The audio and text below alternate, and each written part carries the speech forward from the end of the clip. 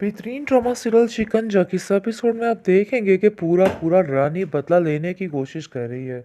मतलब ये है कि फिज़ा की ज़िंदगी को बर्बाद करना उसने ठान लिया है और रिदा को कहती है कि देखो अब हमें जितनी जल्दी हो सके फिज़ा का किस्सा तमाम करना है। दरअसल में वो अपना रास्ता साफ कर रही है और वो समझ ही नहीं पा रही कि वो खुद अपने पाँव पे कुल्हाड़ी मार रही है और इसको इस चीज़ की बिल्कुल समझ नहीं आ रही है क्योंकि ज़ारून अपनी माँ के पीछे हाथ धो के पड़ा है और उसको बताने की कोशिश कर रहा है कि आप लोगों का ये जो कुछ भी करना है ना भाई सब कुछ बेफजूल है।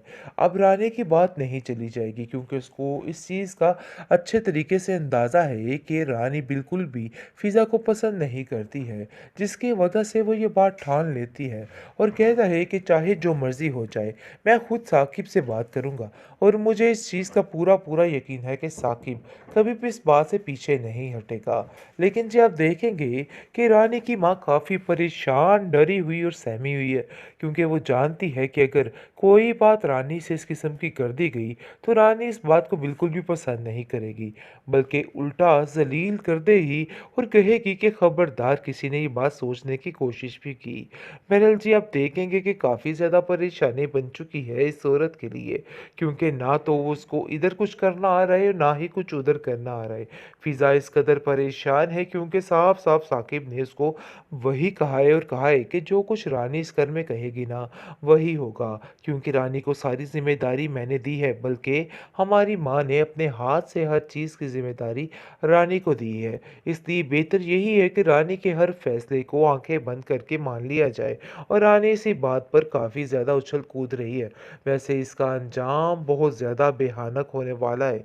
वो अपनी माँ को अपनी तरफ से काबू कर रही है और कह रही है कि बस 1 हफ्ते की बात है कि आपको ज़ारून को सँभाल के रखना होगा।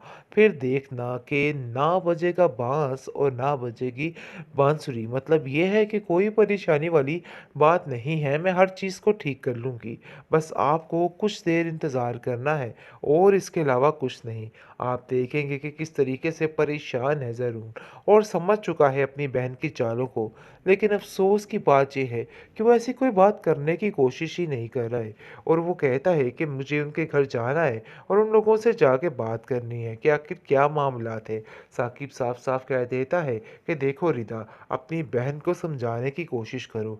जो कुछ ये सोच रही है ना, इसके ज़हन से ये सारी फ़िज़ूल बातें निकाल दो क्योंकि इसकी इस घर में अब एक नहीं सुनी जाएगी। वही कुछ होगा जो कुछ मैं कहूँगा। तो बस बेहतर यही है कि चुप करके जैसा-जैसा होता जा रहा है ना भई, वही बात सुनते जाओ। साकिब की इन बातों ने बहुत परेशान करके रख दिया है और वो काफ़ी ज़्यादा परेशान है और दोनों बहनें भी काफ़ी अजीरन किस्म का शिकार हो चुकी हैं। दूसरी तरफ जी काफ़ी ज़ारून की माँ परेशान है। एक तरफ तो अपने बेटे के हाथों मजबूर और दूसरी तरफ अपनी बेटी की चालाकियों पर मजबूर। उसको कुछ समझ नहीं आ रही कि आखिर दोनों को कैसे तरीके से सँभाला जाए। वो साफ-साफ ज़ारून को कह देती है कि अगर तुम ये सब कुछ सोच रहे हो ना, तो भई ये बातें अपने ज़हन से निकाल दो क्योंकि ऐसा-वैसा कुछ भी नहीं होने वाला है और ये सारी फ़िज़ूल बातें हैं। इन बातों को दिल में लेके ना तुम अपना वक़्त ज़ाया करो और ना ही तुम मेरा वक़्त ज़ाया करो। इन सब बातों का कोई फ़ायदा नहीं है। तो बेहतर यही है कि चुप करके खामोशी से जैसा-जैसा रानी कहती है, वैसा ही करो। रानी तुम्हारे लिए कभी कुछ गलत नहीं सोचेगी। अगर उसने फ़िज़ा के बारे में नहीं सोचा है, तो कोई ना कोई तो ऐसी वजह होगी, जिसकी वजह से वो इस बात से इनकार कर रही है। वरना आखिर उसको क्या मसला आया, या इतनी मुश्किल क्या आई है कि जिसकी वजह से उसे इन सब बातों को नहीं मानना। बेहतरीन ड्रामा सीरियल शिकंजा के इस एपिसोड में आप देखेंगे कि पूरा पूरा रानी बदला लेने की कोशिश कर रही है। मतलब ये है कि फिज़ा की ज़िंदगी को बर्बाद करना उसने ठान लिया है और रिदा को कहती है कि देखो अब हमें जितनी जल्दी हो सके फिज़ा का किस्सा तमाम करना है। दरअसल में वो अपना रास्ता साफ कर रही है और वो समझ ही नहीं पा रही कि वो खुद अपने पाँव पे कुल्हाड़ी मार रही है और इसको इस चीज़ की बिल्कुल समझ नहीं आ रही है क्योंकि ज़ारून अपनी माँ के पीछे हाथ धो के पड़ा है और उसको बताने की कोशिश कर रहा है कि आप लोगों का ये जो कुछ भी करना है ना भाई सब कुछ बेफजूल है। अब रानी की बात नहीं चली जाएगी क्योंकि उसको इस चीज़ का अच्छे तरीके से अंदाज़ा है कि रानी बिल्कुल भी फ़िज़ा को पसंद नहीं करती है, जिसकी वजह से वो ये बात ठान लेती है और कहता है कि चाहे जो मर्ज़ी हो जाए, मैं खुद साकिब से बात करूँगा और मुझे इस चीज़ का पूरा-पूरा यकीन है कि साकिब कभी भी इस बात से पीछे नहीं हटेगा। लेकिन जी आप देखेंगे कि रानी की माँ काफ़ी परेशान, डरी हुई और सहमी हुई है क्योंकि वो जानती है कि अगर कोई बात रानी से इस किस्म की कर दी गई, तो रानी इस बात को बिल्कुल भी पसंद नहीं करेगी, बल्कि उल्टा ज़लील कर देगी और कहेगी कि खबरदार किसी ने ये बात सोचने की कोशिश भी की। बहरहाल जी आप देखेंगे कि काफ़ी ज़्यादा परेशानी बन चुकी है इस औरत के लिए क्योंकि ना तो वो उसको इधर कुछ करना आ रहा है, ना ही कुछ उधर करना आ रहा है। फ़िज़ा इस कदर परेशान है क्योंकि साफ-साफ साकिब ने उसको वही कहा है और कहा है कि जो कुछ रानी इस घर में कहेगी ना, वही होगा क्योंकि रानी को सारी ज़िम्मेदारी मैंने दी है, बल्कि हमारी माँ ने अपने हाथ से हर चीज़ की ज़िम्मेदारी रानी को दी है। इसलिए बेहतर यही है कि रानी के हर फैसले को आँखें बंद करके मान लिया जाए और रानी इसी बात पर काफ़ी ज़्यादा उछल-कूद रही है।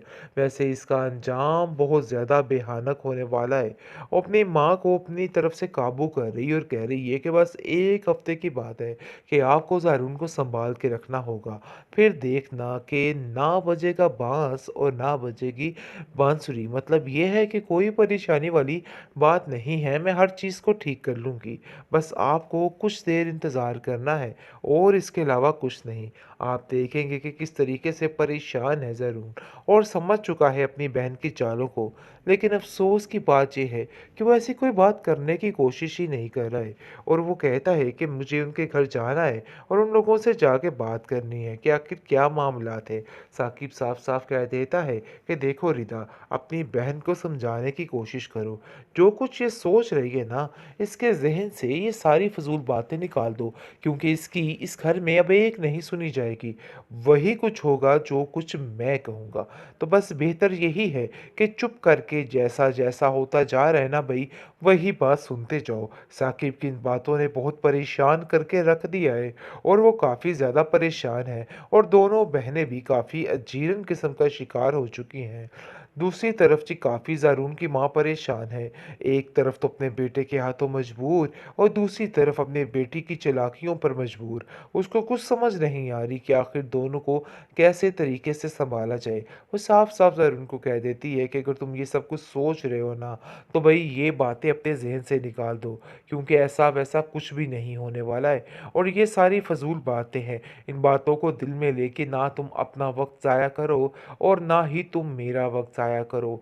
इन सब बातों का कोई फ़ायदा नहीं है। तो बेहतर यही है कि चुप करके खामोशी से जैसा-जैसा रानी कहती है, वैसा ही करो। रानी तुम्हारे लिए कभी कुछ गलत नहीं सोचेगी। अगर उसने फ़िज़ा के बारे में नहीं सोचा है, तो कोई ना कोई तो ऐसी वजह होगी, जिसकी वजह से वो इस बात से इनकार कर रही है। वरना आखिर उसको क्या मसला आया, ये इतनी मुश्किल क्या आई है कि जिसकी वजह